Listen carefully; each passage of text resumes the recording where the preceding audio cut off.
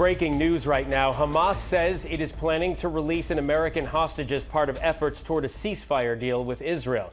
Edan Alexander is a dual U.S.-Israeli citizen.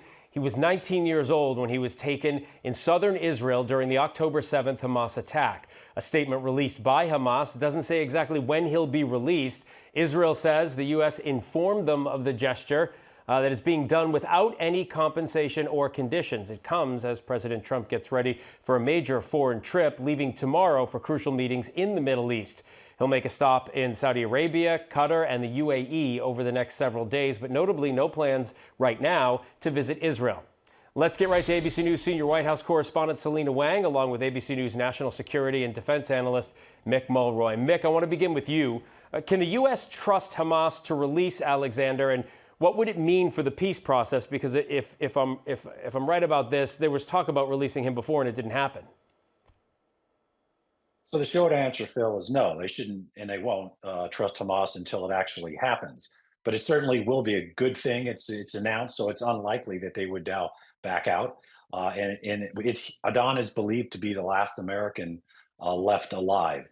So this is a gesture likely because of this trip that President Trump is going to be making, and hopefully this is going to happen tomorrow. And it should, of course, never happen in the first place, but it is certainly a good sign for him and, of course, his family. Yeah, certainly welcome news for his entire family. Selena, this comes as President Trump gets ready to leave tomorrow, as we mentioned, for the Middle East. What are his priorities on this trip?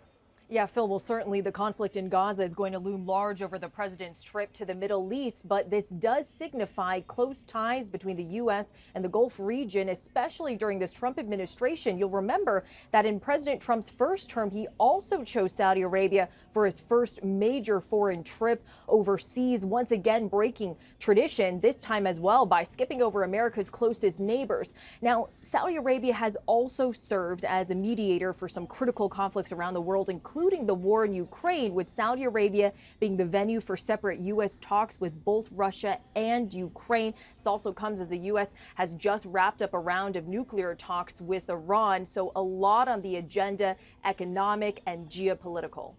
Mick, I'm wondering what you think if and when this does happen, this release, what you think it will look like as we've seen some of the other releases, staged with literally a stage. Well, hopefully we won't see the kind of display that we've seen with the release of past hostages, that he'll be released to a neutral NGO, a non-governmental organization, or the Red Cross or Crescent, and then be brought out. I do think it's probably also as part of a larger negotiation and discussion on increasing humanitarian aid into Gaza, which is desperately needed. I think there's probably some discussion. It might not be specifically linked, but it certainly is something that needs to happen. And I think the Trump administration has been focused on. So we should wait to see what happens there as well. Selena, the White House says it has a new trade deal with China, but China says details still need to be finalized. What more do we know about it? Yeah, so the White House is announcing this as a trade deal being reached between the U.S. and China after these high-stakes talks over the weekend in Switzerland between the U.S. and Chinese trade delegations. But we don't have any details. We don't know what this so-called deal entails. We don't know if either country is agreeing to lower tariffs. And Beijing, in a press conference today, they did not call this a done deal, but they did talk about substantial progress, saying that other details need to be finalized, and also said that both sides have agreed to continue talks around trade and economic issues. Now, U.S. officials are saying that there will be a full briefing tomorrow, so we may get more details then. But as of now, the 145% tariffs on Chinese goods still remain in place. All of this, of course, has huge economic implications. Both economies, the U.S. and China's, have been feeling the pain from these very steep tariffs on both countries. Mick, in Russia's war in Ukraine, President Zelensky is daring President Putin to meet in Turkey this week for ceasefire talks to end that war. President Zelensky is pushing for a 30-day ceasefire. What are you watching for there in that conflict?